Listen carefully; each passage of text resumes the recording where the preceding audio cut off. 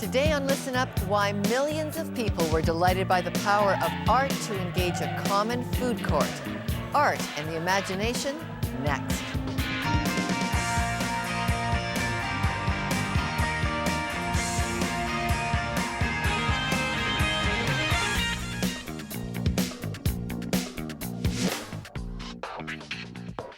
Welcome to Listen Up. I'm Lorna Dueck. Art galleries and concert halls aren't the only places to engage art these days. The speed and power of social media make it possible for art to move and inspire people in ways never before imagined. Whether music videos on YouTube, photo blogs, or flash mobs that go viral, today's art is more accessible than ever. And we're going to find out why art gets our attention and why it's actually a clue that God is inviting us into something better. But first, the story behind a classic Christian anthem that became a YouTube hit. Here's Ricky Ratliff. It may not seem like much, but here at this small and unassuming mall, in a town of only 50,000, art went viral. And what started in a food court has continued to inspire millions around the world. It began like any other Saturday at Seaway Mall. The food court filled with patrons looking to get a bite to eat and a head start on Christmas shopping. But it was all brought to a screeching halt. Mostly shock. It was surprising.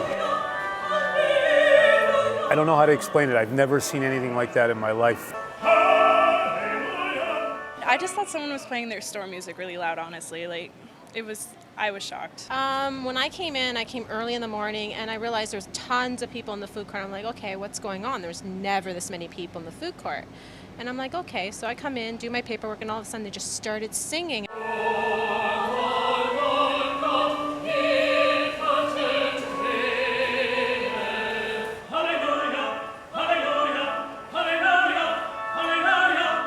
And the rest is YouTube history. If you haven't seen the Hallelujah flash mob video by now, you're one of the few. Within weeks, the number of people who had seen it was climbing by 1 million or more a day.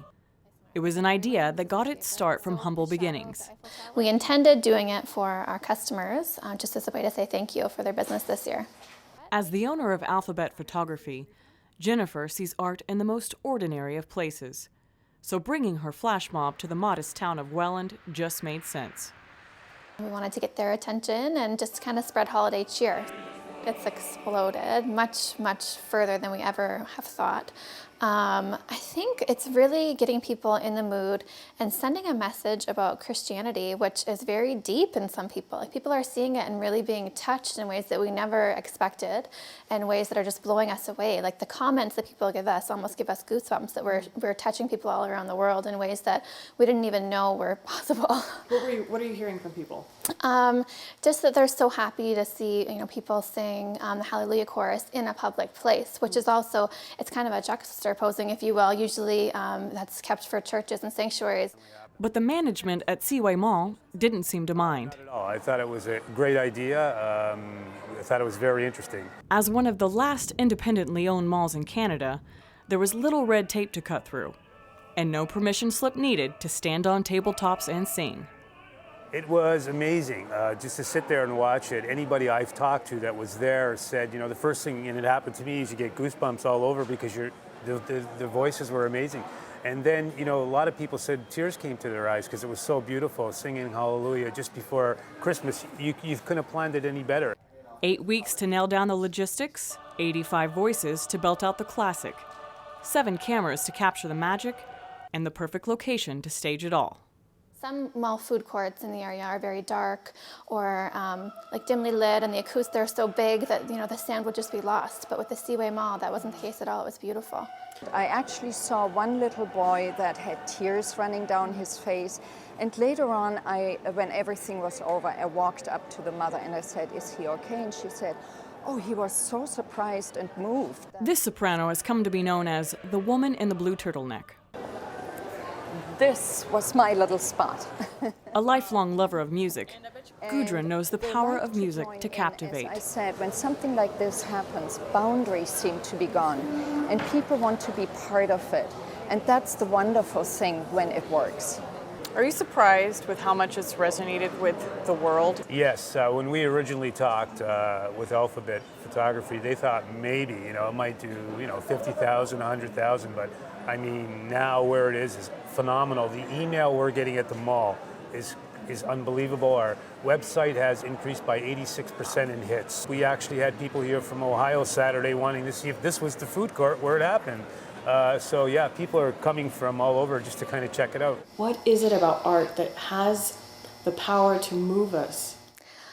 I think it's vision and creativity combined. Like when I look at a building, most people see a building, but I see the details and the beauty of all the details. So I'll see the letter H in a window, or the letter O in a window, or the letter N in a doorway. And I think that when people see that, like they stop in their tracks and they think, my goodness, I've never looked at a building like that. And it just shows you that there's beauty all around. And sometimes there is beauty to be found even in our own backyard. Were you proud to be a part of that day? Yes, actually I was. Because everybody asks you, were you here that day that it happened? Yeah, we were. But Part of history. yeah, in Welland. Who would think of that, eh? For Listen Up TV, I'm Ricky Ratliff. When we return, for more than 25 years, the city of Philadelphia has been transforming its public spaces through art. But sometimes the transformation goes beyond the public and into the personal. Around really important issues, economic development, housing, better schools. And it's really, to me, it's just an indication of what public art can do.